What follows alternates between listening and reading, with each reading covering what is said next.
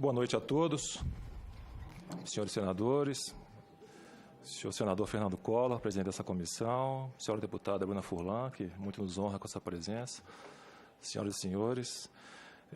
Pretendo ser breve para não correr o risco de ser excessivamente repetitivo, porque muito do que eu teria que falar já foi dito.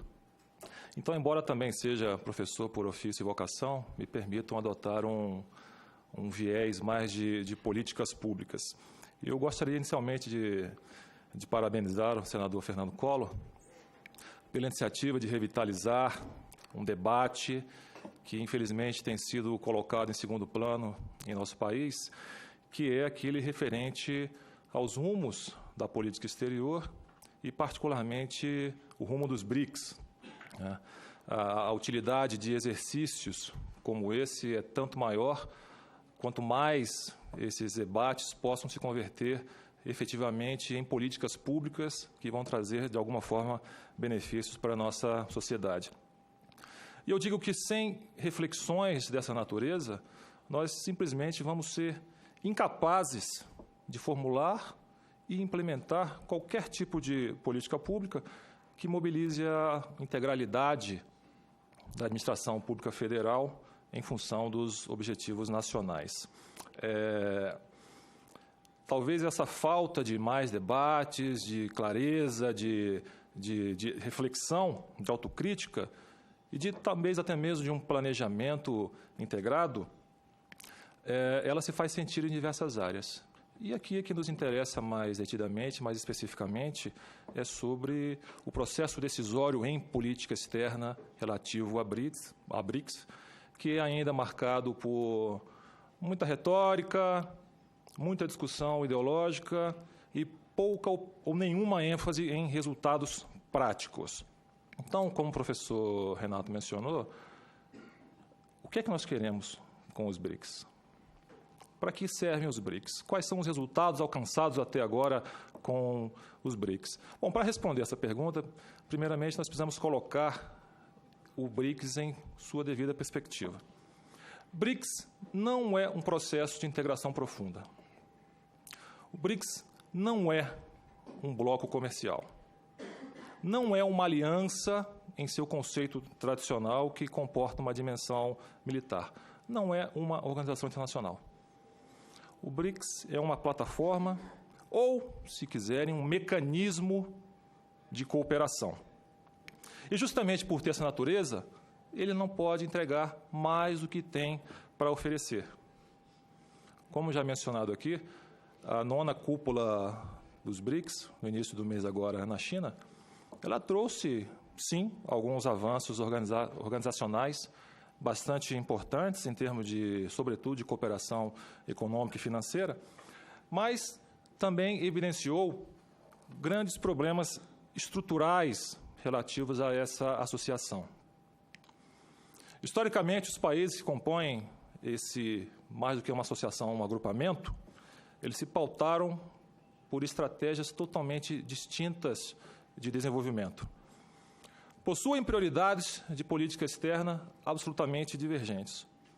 Possuem culturas estratégicas, que é extremamente importante para você ter um processo decisório em política externa convergente, totalmente distintos.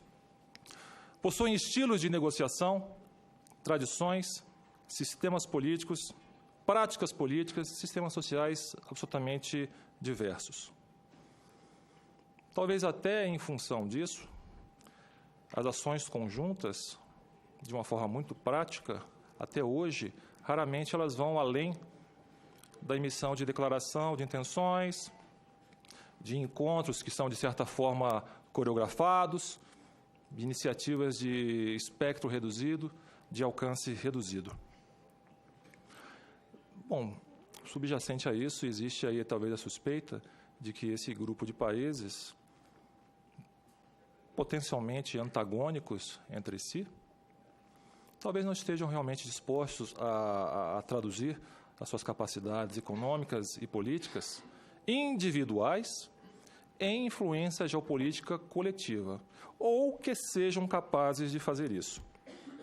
Então, por exemplo, ao contrário do que tradicionalmente se apregoa, Não existe, hoje, um indicador concreto para os próximos anos que sustente a tese de que esse grupo de países tende a liderar o crescimento econômico global. Hoje, China e Índia ainda mantêm bons níveis de crescimento econômico, embora abaixo de suas médias de anos recentes. Bastante abaixo, aliás. Os demais membros amargam retração persistente. Tem antes comprometido esses indicadores globais. Tem arrastado esses indicadores globais para baixo. E é inegável o fato de que, economicamente, a China domina os BRICS. Por que domina? Porque a sua economia é quase o dobro do que a dos outros 4 países somados. Então, se de fato esse agrupamento vai liderar o crescimento global e superar eventualmente o G7, isso se deve quase que exclusivamente ao tamanho da economia chinesa. Então, que tipo de parceria nós queremos nesse relacionamento? Que tipo de benefício nós queremos nesse relacionamento? Numa perspectiva bilateral, todos nós sabemos que a China ultrapassou os Estados Unidos como nosso principal parceiro comercial. Mas isso também precisa ser posto em perspectiva, e o professor Bauman mencionou isso. Hoje, a nossa pauta de exportações para a China é muito menos diversificada do que há 10 anos. E é excessivamente focada em commodities. E quando a gente fala de commodities, 45% de nossas exportações para a China consistem em soja. Então, hoje, o Brasil é dependente da China. Tanto pelo volume de nossas exportações, quanto pelas de nossas importações também. A China é responsável por cerca de 25% do nosso superávit comercial. Aliás, a China já é o principal importador de cerca de 70 países, ou seja, quase 1/3 do mundo. Agora, não se pode negar que essas exportações para a China, elas alimentaram aquele superciclo de commodities que contribuiu para o crescimento da renda no interior do nosso país. Isso é inegável. Mas também é importante mencionar, por ser absolutamente verdadeiro, senhor senador, que o Brasil, em vista dessa dependência, perdeu espaço em mercados muito importantes, notadamente o mercado norte-americano. Em grande medida, pela nossa própria falta de capacidade de negociar acordos de livre comércio capazes de atender a nossos interesses e necessidades. Apenas a título ilustrativo, em meados da década de 80, Brasil e China exportavam quase que exatamente os mesmos valores para os Estados Unidos. Alguma coisa aí na faixa de 20 bilhões. Hoje o Brasil exporta para os Estados Unidos cerca de 36 bilhões. Um crescimento muito reduzido. E irrisório se comparado aos 498 bilhões que a China exporta para os Estados Unidos. Da mesma forma, as nossas vendas para todos os outros integrantes do BRICS têm entrado em queda livre. Nunca foram muito significativas, mas têm entrado em queda livre nos últimos anos. De um total aí de cerca de 220 bilhões de exportações, nós exportávamos 3,9 bilhões de dólares para a Rússia, que caiu para 2,4. Para a Índia, de 4,8, caiu-se para 3. Em função das sanções, né? Essa queda na Rússia. Também, mas em vista também de problemas nossos de competitividade, mas esse é um elemento importante, senador. Para a China, caíram de 46 para 36.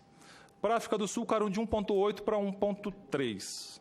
Então, esses números indicam que apenas a China é realmente um parceiro comercial, estamos falando aqui da dimensão comercial, de primeira grandeza.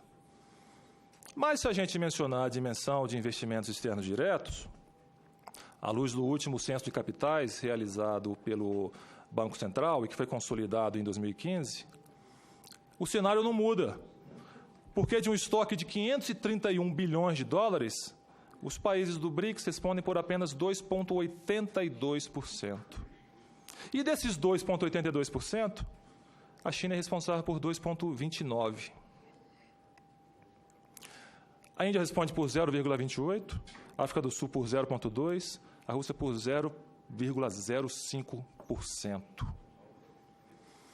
Então, são dados que, do ponto de vista comercial ou financeiro, não justificam, por hora, e do ponto de vista dessas variáveis, a formação de uma aliança preferencial dessa natureza. Mas aqui uma outra variável também se impõe, e que também já foi mencionada, que é o fato de, em muitos fóruns, essa coalizão se apresentar como uma coalizão anti-hegemônica, anti-ocidental, anti-Estados Unidos ou até mesmo anti-liberal. Bom, todos nós sabemos que um possível recuo americano, baseado em medidas protecionistas, na rejeição dessa ideia de livre comércio, pode abrir caminho para que outros atores possam ocupar eventual vácuo de poder deixado pelos Estados Unidos. Nós também sabemos que não existe vácuo de poder nas relações internacionais. Alguém vai ocupar. E a China parece que já está se aproveitando desse aparente recuo americano para cimentar os primeiros tijolos daquilo que não tem se apercebido no Brasil, que pode ser o início de uma nova era de globalização, sobre um novo modelo, ou com um novo hegemon, se quiserem.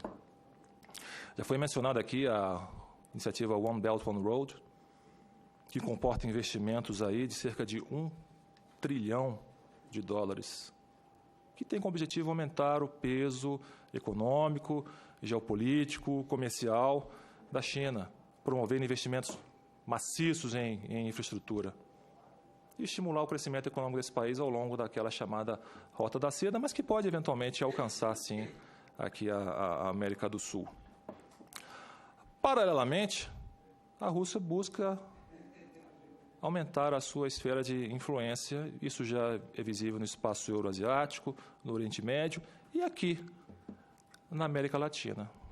Basta nós olharmos para a nossa vizinhança norte e olhar quem é hoje o principal apoiador, sustentador do regime venezuelano. Mas nada disso, senhores, esconde o fato de que os Estados Unidos ainda são uma nação indispensável para a estabilidade da ordem internacional, embora muito se tenha feito para desestabilizar, mas ainda são uma nação indispensável. As capacidades econômicas, políticas, militares dos Estados Unidos não declinaram praticamente nada em termos quantitativos ou qualitativos. Sim, houve, evidentemente, uma diminuição do seu poder relativo e da sua primazia na política global. Isso é facilmente perceptível. E é perceptível também que aquele triunfalismo que existia na política exterior norte-americana, ela parece que vem diminuindo ou é menos ostensivo. Então, essa situação desse aparente recuo, uma certa diminuição do ritmo de crescimento da economia americana, que ainda é uma coisa fantástica, são quase $20 trilhões, pode ter, sim, em alguma medida, reduzido o will to power dos Estados Unidos. E essas circunstâncias, evidentemente, elas provocam ou estimulam um renovado vigor aqueles debates e iniciativas que visam promover uma maior multilateralização, multipolarização do mundo, em um contexto no qual outros atores, principalmente aqueles mais tradicionais, como China, mas também agrupamentos como o BRICS, supostamente alcançariam uma maior proeminência nas relações internacionais. Então, algumas conclusões são forçosas. Primeiro, no âmbito brasileiro, de uma forma bastante geral, a política relativa aos BRICS me parece que está ainda sem norte no que diz respeito a visões, meios, fins e resultados. Mais uma vez, o que queremos dos BRICS? Para que queremos o BRICS? Como devemos nos inserir? Qual é o padrão de associação? Qual é o nosso status nessa associação? Então, esses são questionamentos extremamente importantes para a reflexão sobre quais são as fontes do poder nacional, quais são nossas virtudes, quais são nossas fraquezas, quais são nossas limitações, quais são os interesses nacionais, como nós nos dispomos a alcançar esses interesses. Sem sermos capazes de responder a esses elementos, nós não vamos ser capazes de traçar uma grande estratégia, sequer uma estratégia, que dirá uma grande estratégia que habilite o Brasil a perseguir os seus objetivos exteriores de uma forma clara, de uma forma que aumente e fortaleça as suas capacidades e que nos habilite a ser um país que tem mais condições de causar transformações no cenário internacional do que sofrer os impactos dessas transformações. Sem isso, nós vamos continuar sentados na arquibancada, batendo palma para aqueles verdadeiros atores desse jogo internacional. Muito obrigado, senhor presidente.